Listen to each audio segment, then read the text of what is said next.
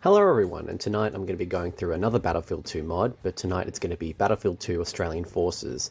And I thought I'd go through the original maps and show you what new content there is compared to the base game, because unlike Close Quarters Combat Japan that I covered last night, this mod is a little bit stripped back, mainly with the core focus of it being about, the Australian Defence Force and their battles across various vanilla Battlefield 2 maps and some custom maps as you're seeing here.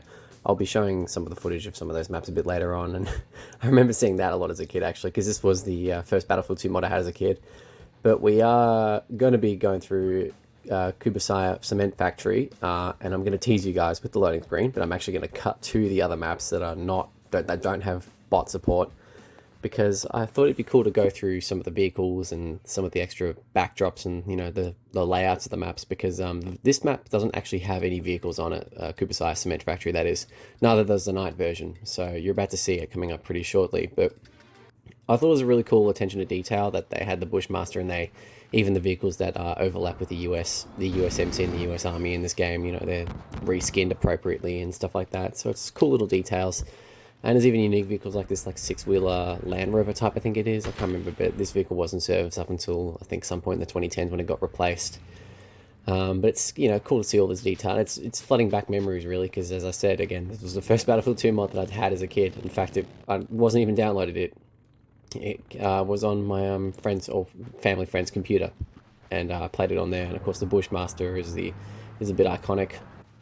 Maybe for military nerds, I guess it is, but I'm not really that type. But I mean, I don't know. I've heard stories of its longevity and its durability, so I guess there's something in that, isn't there? I don't know. I've heard it's in Ukraine, but that war is brutal. And you can see that there's even the helicopters that are specific to the Australian Army that have been reskinned. I thought I'd fly over this map because this is the only map that actually has the air vehicles that are unique to the Australian Armed Forces in this game. So of course this isn't like a near total conversion mod like Project Reality or Forgotten Hope 2, but it isn't quite like what Close Quarters Battle Japan is either, completely new assets and all that sort of thing. There are some new assets in this, and of course there's new vehicles and new guns and a new faction and everything like that, but it's mainly just a handful of new maps, and I presume that there was a small community, back in Battlefield 2's heyday that played this and played on these maps, because these maps are really cool. And it's kind of a shame that they're kind of exclusive to this. And the map maker himself is a gentleman named Vando, who did a lot of he did, if not all, the custom maps for this game, if I'm not mistaken. So shout out to him. Don't know what he's doing these days, but roughly about 20 years ago, he was working on this mod, and that would have been pretty fun. I mean, Python is a bit of a pain in the ass apparently to work on, but I've done a little bit of work on there in my time, mainly owing to Battlefield 2 and whatnot. But I thought that was a cool little throwback there. I think that was like a throwback to Tomorrow When the War Began or something like that. That old book / movie adaptation. My English is still terrible. But there's a nice little Easter egg there. And we'll go to the third of the 4 maps that were unique to this map. I forgot what this map was called because my memory is that of a goldfish. I think goldfish actually have good memories, so that kind of contradicts what I just said. But this is the third of the 4 maps, and this is mainly just going through the center of it because this is a wide open space. I imagine this would have been quite fun to play on as well, actually. Would have been quite chaotic, all the vehicle and infantry battles going on through there. And of course, this is Kubasaya Cement Factory at night time. I believe I actually missed one of the maps recording this, but, gives you an idea of what this map is like at night time. So, there you go. It's not me if I completely forget to include something in a video or go off script for, my non-existent scripts. But back into the actual gameplay proper. Game's, still loading. I, decided I'd cut it very inconveniently while it was loading. I don't know why I did that, but we ball. And of course, this is the day layout of Kubasaya Cement Factory. And no vehicles on this map, as I said before, but there are some new guns to play around with.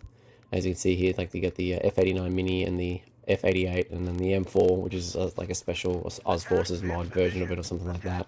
And I do remember playing this map way back when as well. Like I remember kind of being bored that there was no vehicles, and I swore I must be misremembering, but maybe the bigger version of this map had vehicles, because there is a 32 and 64 player variant of this, but it actually doesn't expand the map per se. It just gives you more capture points within the actual complex itself, which I thought was an interesting little twist there. It kind of makes it a lot harder, like playing it online. You're playing, you're attacking from one point with no vehicles, and there'd be a lot of like infantry positions. I don't know, it'd be a weirdly balanced map. I feel like they'd be very heavily in favor of the MEC, the Op 4 faction in this game. And more to the point here, like the AI are a little bit more difficult. I just realized too that there are some more tweaks in terms of the gunplay as well. Like the guns do feel a bit more realistic compared to the Battlefield 2 counterparts. Like there's more recoil and stuff like that. And there's also more blood effects when you get shot as well, which is something that Battlefield 2 only has like a little like red kind of like band over in the direction that you've been shot at. So little details here and there. But overall, I mean, this is a great little mod. It's a shame that, you know, there wasn't the other maps added with bots or anything like that, because it would have been cool to go through and explore a bit more of.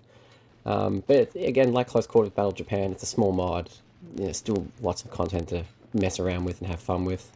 And it's a unique sort of faction. You know, the Australian Armed Forces on in many shooters, so it's cool to see. You see there, I got completely blindsided by a bot there.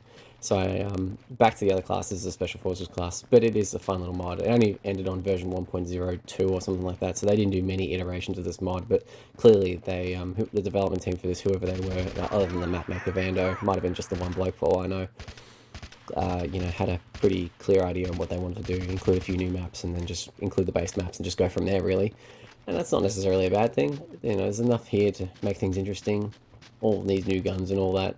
It's a bit disappointing that there isn't any new voiceovers like Close Quarters Battle Japan has, because it would have been cool to hear like some bogan Aussie, you know, telling you to, you know, capture the point or defend the post, or, you know, they'll get someone else to fight if they can type thing, and all the voice lines you get in Battlefield 2.